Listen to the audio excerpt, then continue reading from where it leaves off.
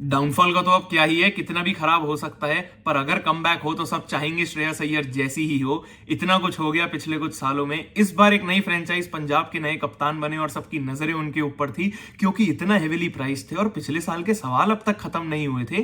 KKR champion तो बनी, पर उस पर कप्तान श्रेयस अय्यर का कितना बड़ा रोल था, कितना क्रेडिट उन्हें मिला, कितना वो डिजर्व करते थे, ये बातें तो आज तक चल रही थी। और अब पंजाब को पहले ही गेम में अपनी टॉप नॉच कैप्टनसी से गेम तो जिताया ही, पर क्या batting master class.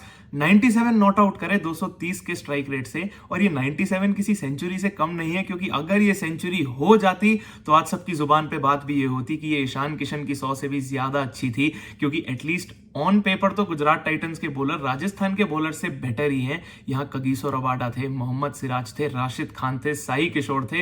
Rashid Khan जिनका आईपीएल में इतने सालों का दबदबा है, साई किशोर जिनको कल रात कोई पिक नहीं कर पा रहा था, 4 ओवर में 30 रन देके 3 विकेट लिए हुए थे। श्रेयस अय्यर उनको आगे बढ़ के छक्के लगा रहे हैं, इतना एफर्टलेसली बैटिंग कर रहे हैं कि उनके ये 97 रन 200 से भी ऊपर के स्ट्राइक रेट से बन रहे थे। ये बात मुझे तब रियलाइज हुई जब मैंने स्कोर कार्ड जाके देखा। कप्तानी का कोई जवाब नहीं, क्योंकि ऐसा कोई मोमेंट था ही नहीं जहां श्रेयस अय्यर अंडर प्रेशर लगे हो या पंजाब गेम में पीछे हो गई हो। बोर्ड पे भले ही उनके रन 244 थे, मगर श्रेयस अय्यर ये बात समझते थे कि ये पिच बैटिंग के लिए आसान है। चेस करने को गुजरात ये टारगेट चेस कर भी सकती थी, क्योंकि पीछे तो सिर्फ 11 रन से ही रही थी, पर वो पीछे रहे इसलिए गए क्योंकि श्रेयस अय्यर ने अपने बॉलर्स को ठीक से रोटेट किया, सही टाइम पे सही डिसीजंस लेके सही बॉलर से बॉलिंग करवाई। जब 10 ओवर के बाद नई बॉल मिल गई होगी तो उसके बाद विजय कुमार वैशाख को अंदर लेकर आए और ये इंश्योर किया कि अब एक फ्रेश फास्ट बॉलर गुजरात के बैटर्स को डेथ में बॉलिंग करे।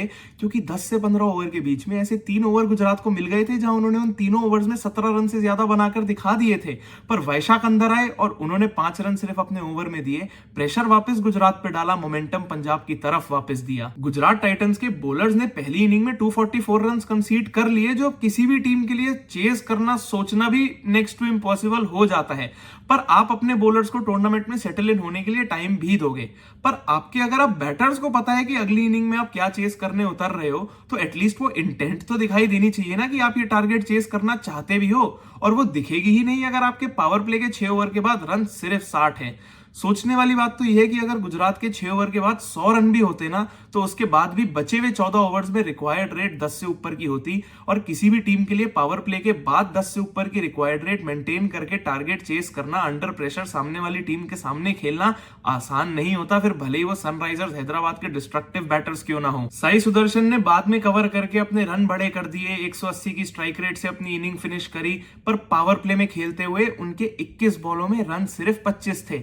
सारा प्रेशर शुभमन गिल के ऊपर अकेले था, और शुभमन गिल अकेले एग्रेसर बन के रन बनाए जा रहे हैं, पर पावर प्ले में भी आखिरी बॉल पे वो खुद भी आउट हो गए, और वो आउट भी बिल्कुल रोहित शर्मा की तरह हुए ग्लेन मैक्सवेल के सामने, जब 10 रन ऑलरेडी ओवर में आ चुके थे। ओवर की आखिरी बॉल पे वापस एक क्रॉस शॉट मारने गए और सेम रोहित शर्मा की तरह वही कवर्स पे खड़ी करके वो भी कैच दे बैठे।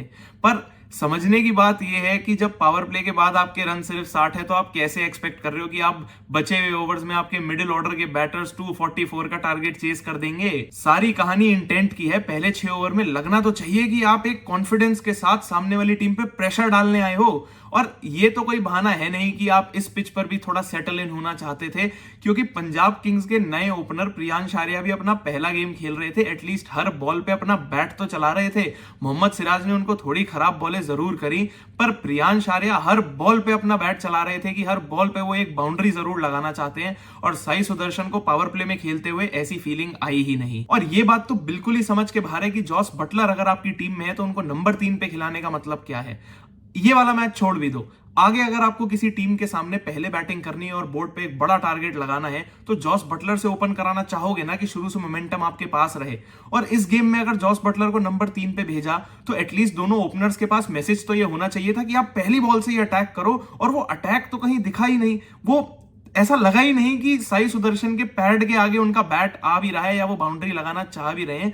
सिंगल डबल ही लेना था तो किसी भी बैटर से बैटिंग करा लेते। जॉस बटलर अगर ऊपर बैटिंग करने आते, वो अपना टाइम लेते तो समझ आता भी, क्योंकि एक बार अगर वो अपना टाइम ले ले तो एटलीस्ट वो आने वाले ओवर्स में 3-4 छक्के मार के कवर भी कर लेते हैं। पर आज ना तो वो कवर कर पाए, ना आपके ओपनर्स ने उतना कवर करके दिखाया जितने बॉल्स उन्होंने शुरू में वेस्ट करके दिखा दी। गुजरात टाइटंस के पास अब इस गेम के बाद अपनी बॉलिंग बैटिंग सभी डिपार्टमेंट्स में बहुत कुछ सोचने को है। खासकर बैटिंग में एक कंसर्न तो था ही कि मिडिल ऑर्डर बैटर्स जो बिल्कुल एस्टैब्लिश्ड होते हैं उसकी कमी थी, बट ये इतनी बड़ी प्रॉब्लम नहीं है क्योंकि टी20 क्रिकेट में अगर आपके पास फिनिशर्स भी ज्यादा हैं तो उनमें से कोई भी मिडिल ऑर्डर में आके बैटिंग कर सकता है। पर समझना ये जरूरी है कि किस सिचुएशन में कौन सा वो फिनिशर मिडिल ऑर्डर में बैटिंग करना डिजर्व भी करता है, कौन सा ऐसा बॉलर है दूसरी टीम से जो बॉलिंग करेगा जिसके अगेंस्ट आपका वो फिनिशर नंबर 4 पे जाकर आपकी टीम के लिए एक पॉजिटिव इंपैक्ट छोड़ेगा। और ये जॉस बटलर को तो जरूर ओपन कराएं, साई सुदर्शन से नंबर 3 पे एंकर कराएं और उनके अराउंड ये बाकी सारे फिनिशर्स खेलते रहें।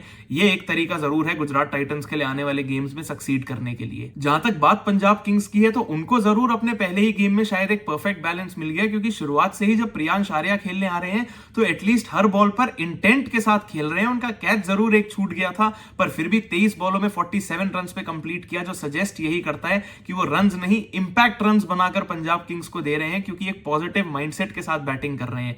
अपने पहले ही आईपीएल में जो बैकिंग उनको कप्तान और कोच रिकी पॉन्टिंग से मिल रही है वो फील्ड में भी रिफ्लेक्ट होती दिखाई दे रही है। शशांक सिंह के नाम पे पंजाब किंग्स को एक नए हार्दिक पांड्या टाइप के फिनिशर मिल गए हैं। अपने 44 रन सिर्फ 16 बॉलों पे करे और डेथ में अगर आप 275 के स्ट्राइक रेट से बैटिंग कर पा रहे हैं तो ये पंजाब के लिए एक बहुत ही पॉजिटिव न्यूज है।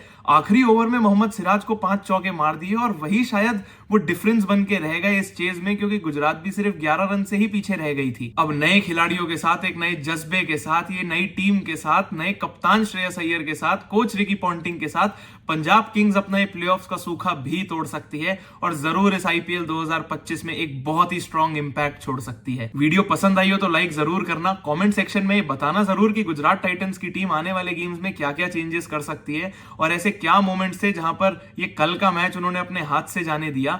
चैनल को अगर अब तक सब्सक्राइब नहीं किया है तो प्लीज सब्सक्राइब भी कर देना, क्योंकि मैं तो हर मैच के बाद आके आपको ऐसे ही वीडियोस बना के देता रहूंगा, क्योंकि अभी तो बहुत क्रिकेट और बहुत बातें बाकी हैं।